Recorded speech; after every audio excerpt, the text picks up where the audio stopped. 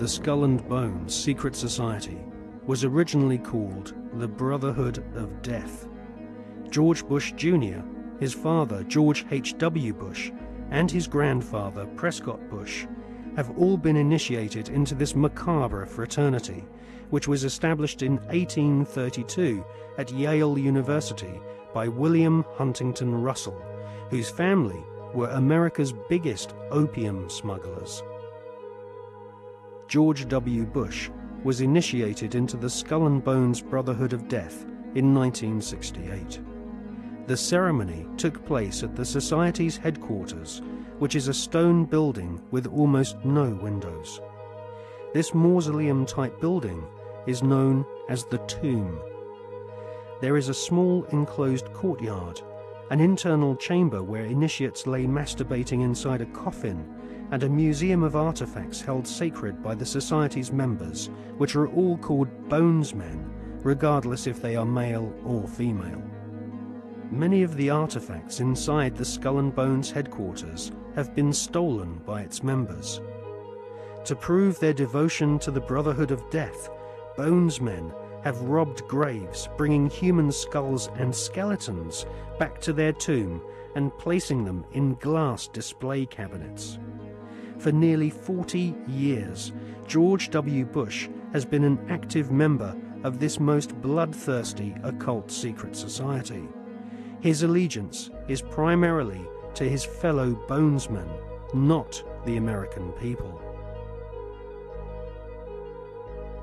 In order to prove his devotion to the Skull and Bones, Prescott Bush, grandfather of George W. Bush, savagely desecrated the grave of Apache Indian chief Geronimo. Prescott Bush robbed Geronimo's grave and had Geronimo's skull placed in a display case alongside the Order's other treasured possessions, which include silver tableware from Hitler's Eagle's Nest headquarters in Nazi-occupied Austria. Welcome to the satanically inspired secret world of the Skull and Bones Brotherhood of Death. Welcome to the sick world of the Bush family.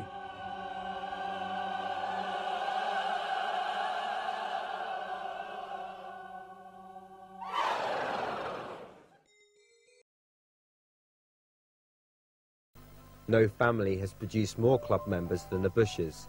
9 members of the clan, including Bush's father, the 41st president, are among its alumni. Mr. President, are you a member of Skull and Bones? Devotees are supposed to leave the room if the society's name is mentioned, in case they betray its secrets.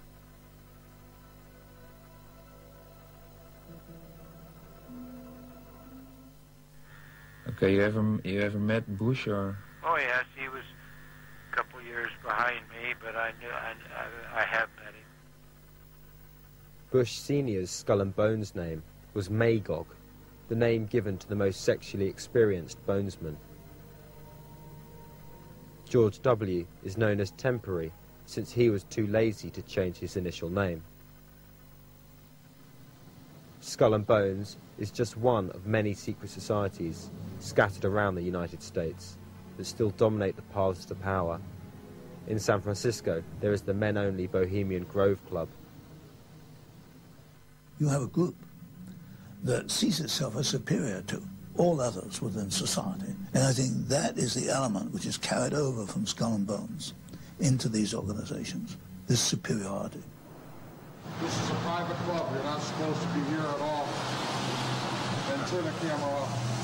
I'm sorry, where's your property This is what happened when we tried to film at the Bohemian Grove Club. Where's the property line? I'm not sure. No, this is a public street. Founded in 1872 by media and businessmen, modern-day members have included Ronald Reagan and Henry Kissinger. Move. But you understand move? Well, okay, we got the hospitality, the negative hospitality of the San Francisco Bohemian Club. There have been cases where people have written about the club and or snuck in. Dirk Matheson from People magazine snuck in and was actually spotted by a Time Warner executive and expelled from the club, from the Grove. And he, in fact, lost his job 6 months later, although they claimed that it wasn't related to that, but it was certainly coincidental. These secret networks have also taken their elitist mentality a stage further. Skull and Bones and George Bush Sr. have both been linked to the euthogenics movement, belief in the superiority of the Anglo-Saxon race.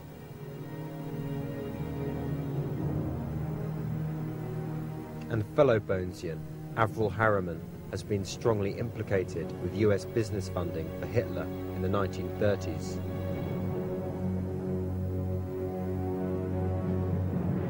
Are they done? No. There's all that tradition, and it has to be protected, and it has great wealth to protect. And how do they protect it? They'll find new means.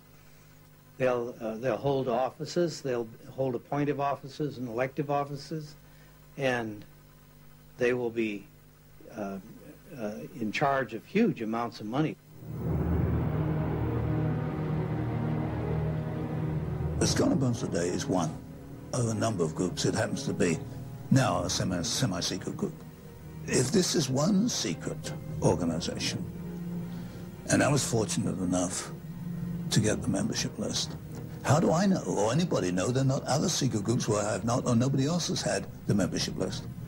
So we also have to take the hypothesis in mind that there could be other groups which are truly secret. Nobody here is aware of their existence, which have this ultimate purpose.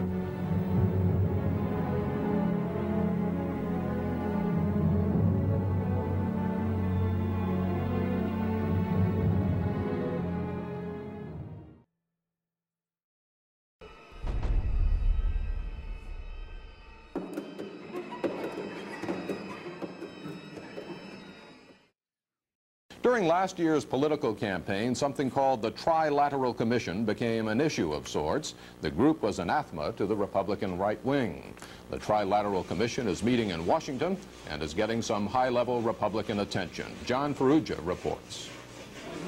The Trilateral Commission, rich and powerful business and political leaders from Japan, Europe, and North America, spent the first day of their annual meeting in closed-door discussions and briefings. The New York-based policy group was formed in 1973 by Chase Manhattan Bank Chairman David Rockefeller to promote cooperation among free world economies. In addition to Rockefeller, there are many other noted American members.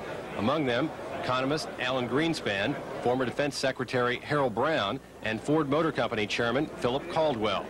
George Bush was once a member but resigned last year before his unsuccessful presidential campaign. Back then, it wasn't politically wise to be aligned with what his party's right wing considered a shadow world government. Along the campaign trail, Bush continually had to explain his association with the group. You know J.R. Ewing in the show Dallas? J.R. is a member of the Trilateral Commission, I think. It's got to be because it's so bad. Let me tell you something. I used to be a member of it. I resigned, as I did from every business thing I was in, to concentrate on one thing, running for President of the United States. But in spite of last year's campaign rhetoric, all seems to be back to normal between George Bush and his old colleagues. He addressed them tonight as a conclusion to their day of discussion of world economic problems. And President Reagan, who is relying on many of these powerful business leaders to make his economic package work, will host Commission representatives at the White House Monday. Secretary of State Alexander Haig will cap their three-day meeting with a dinner at the State Department Tuesday night. John Ferrugia, CBS News, Washington. Most Americans really first became aware of these secret societies with the Jimmy Carter administration because Jimmy Carter, the peanut farmer governor of Georgia, was brought into the Trilateral Commission back in 1972. And within 4 years, he's groomed and runs and wins as president of the United States. I once had the opportunity to interview his budget director, Bert Lance.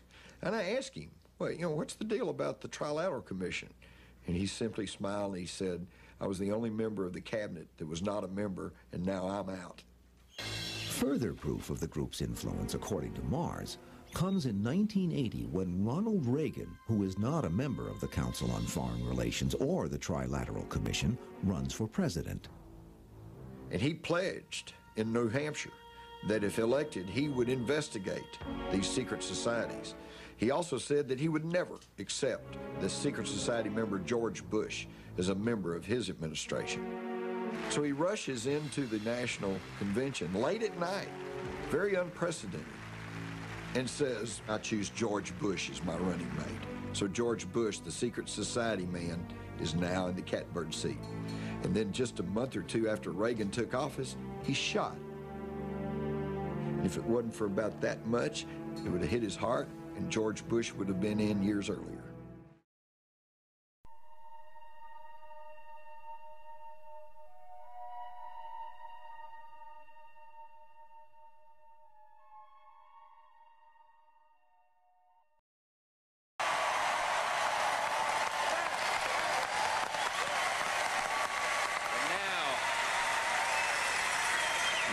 See me for what I am. We have before us the opportunity to forge for ourselves and for future generations a new world order, a world where the rule of law, not the law of the jungle, governs the conduct of nations. When we are successful, and we will be, we have a real chance at this new world order, an order in which a credible United Nations can use its peacekeeping role to fulfill the promise and vision of the UN's founders. What is at stake is more than one small country. It is a big idea, a new world order, where diverse nations are drawn together in common cause to achieve the universal aspirations of mankind.